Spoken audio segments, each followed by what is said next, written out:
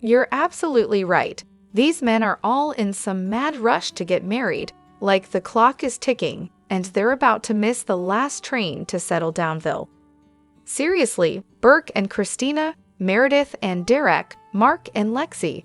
They're all trying to sprint through a relationship timeline like it's some race. I'm rewatching season 5, and Mark is already moving on because Lexi isn't ready to move in with him yet. Maybe slow your roll, Mark? You don't have to zoom straight to the next level just because you're in a relationship.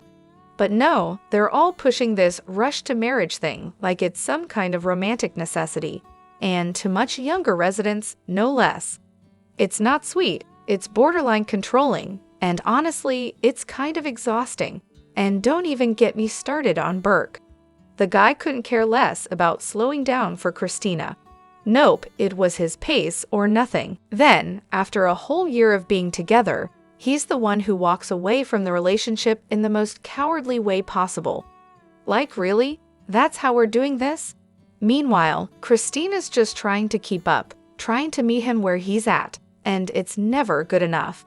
But hey, she's the one left picking up the pieces while he bails out. And here's the kicker. These men had years to date around, experience life, and live it up. They were young, free, and fine doing their own thing. Then, when they get older, suddenly it's time to settle down, and guess who they pick? Women barely out of med school who haven't had time to have their own experiences.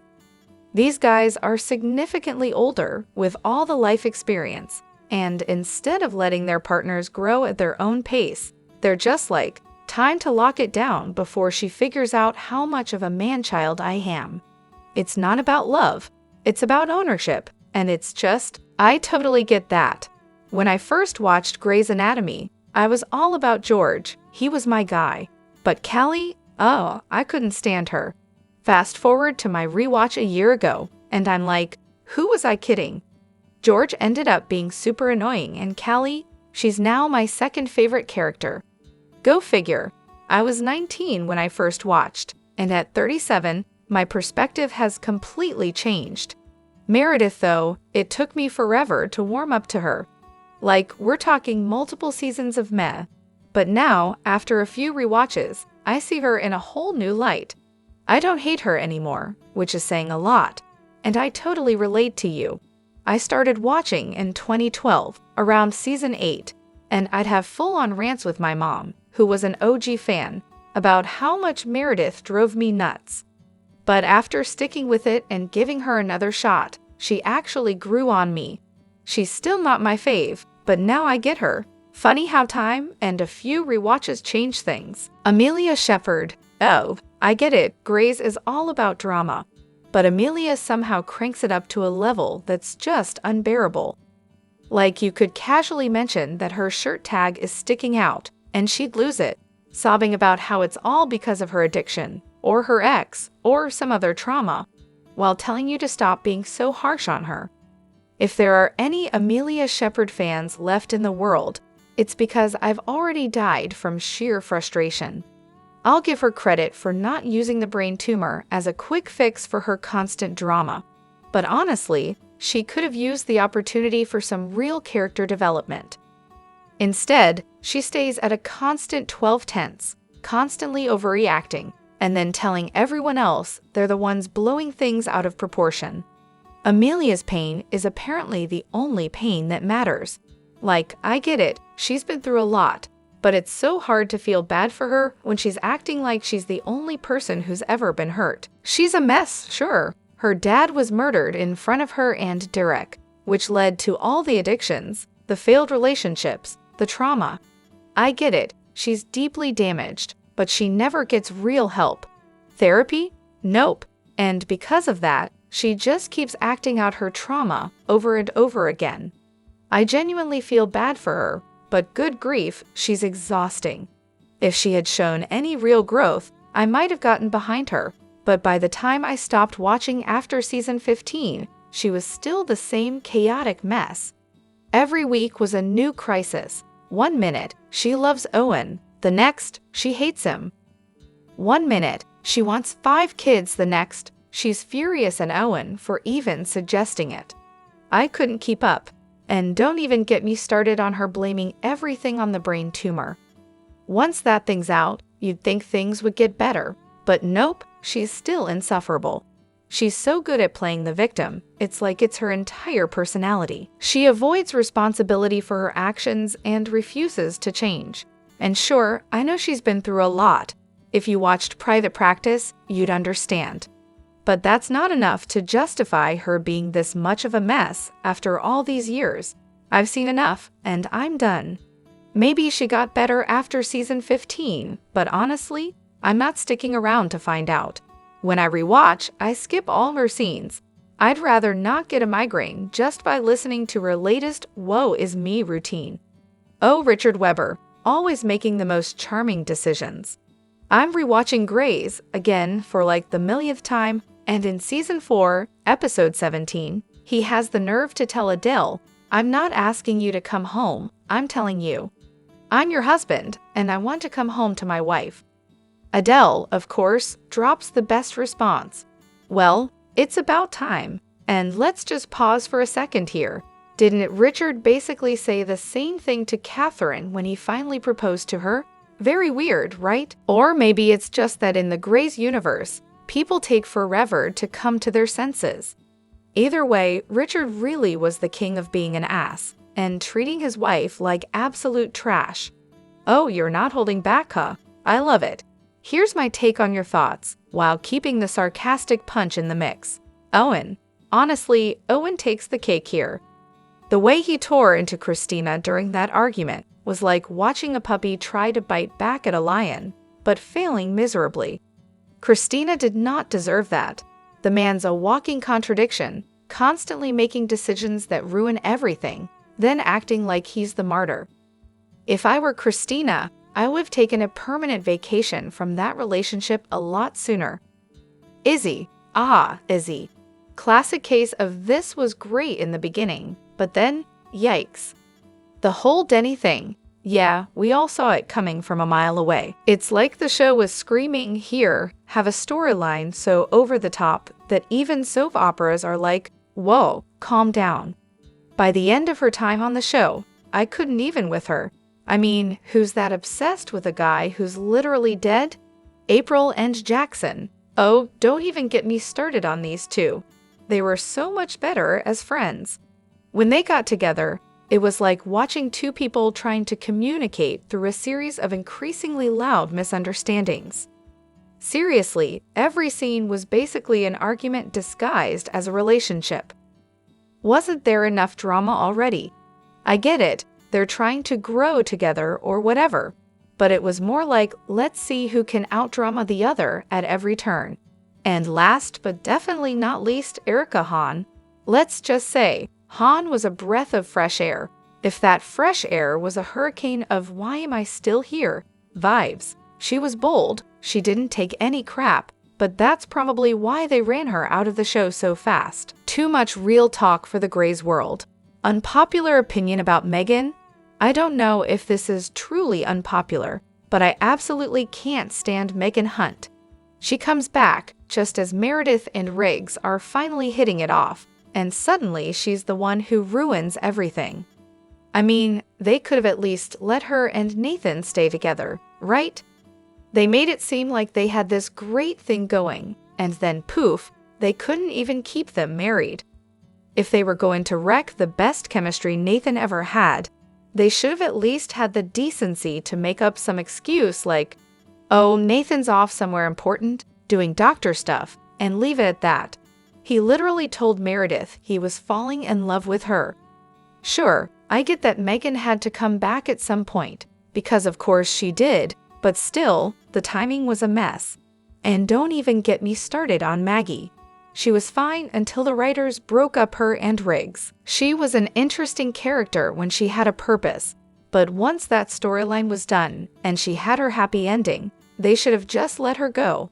She could have made a quick cameo, maybe met Owen's kids or something, but after that, she should have stayed on the beach with Riggs and her kid, living her best life out of the drama. After Derek, my favorite Meredith pairing has got to be Riggs. Seriously, the chemistry between them was electric. Too bad it didn't last long. Like, of course, it didn't. We all knew Riggs wouldn't be sticking around forever.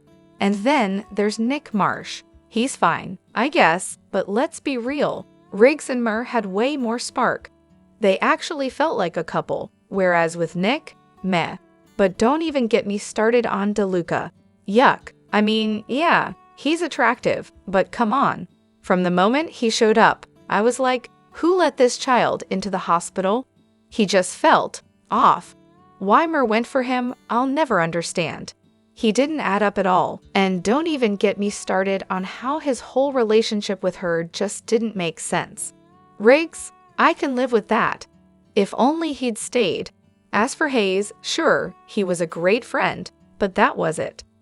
If it wasn't going to work out with Riggs, I really wish Mur could have explored more with him. And then there's Nick. Oh, Nick. The guy was perfect for Mur in theory, right? I get it. He's mature. He's not playing games.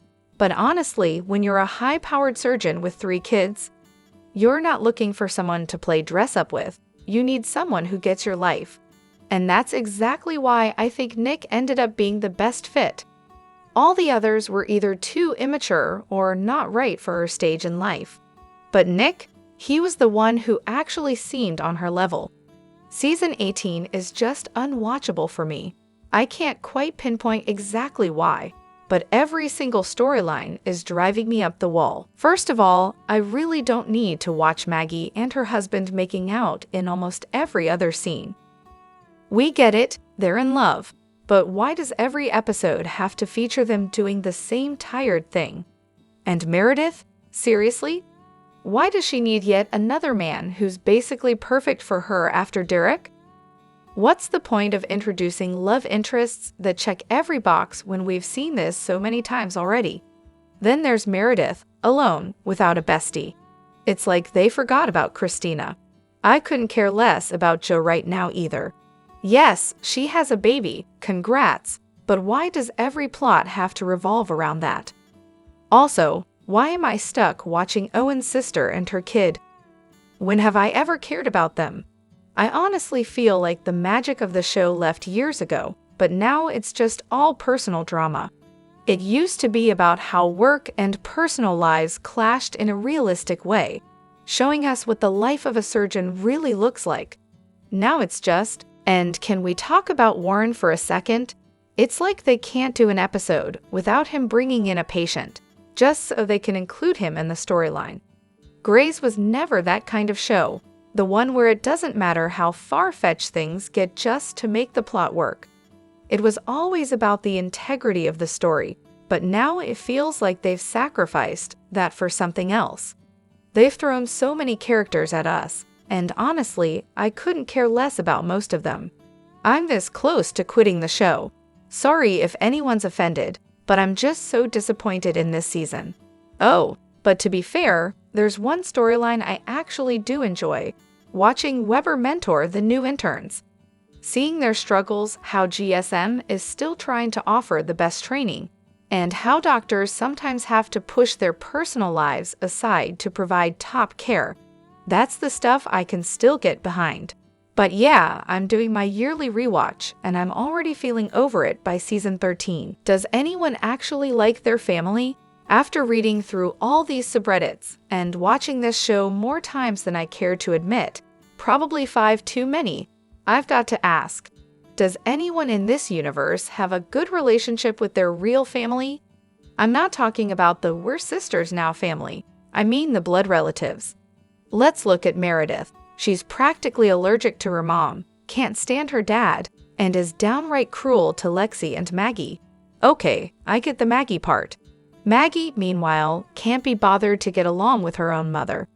April's a nightmare to her sisters. Izzy, yeah, she really didn't like her mom. Amelia, well, good luck trying to get along with any of her living family. Richard cheated on his wife and had terrible relationships with his brothers. Callie and her mother, total disaster. Alex and his family? Yeah, that's a hard pass too. Miranda had some weird, ongoing drama with Tuck and Ben. And George, well, George thought his family was beneath him. Christina? Not a fan of her mom. Ever. Is it a requirement to be a surgeon that you have a tragic family life? Because honestly, it feels like the writers just decided, let's make every character's home life a soap opera. But wait, let's talk about April's sisters for a second. They were the ones who were awful to her, mocking her on her wedding day and getting replaced as bridesmaids. April wasn't that bad. Seriously, the only people who seem to actually get along with their families are Burke, Arizona, George, and Bailey. Maybe it's a coincidence, but they're also some of the most level-headed characters. Maggie says she loves her parents, but even she had a rough patch with them.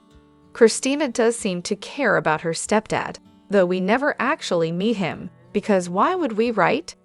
She identifies as Jewish because of him, despite not believing in any of it, which has to be significant. And despite not enjoying her mom's company, Christina calls her randomly in season 10, so maybe there's more there than meets the eye.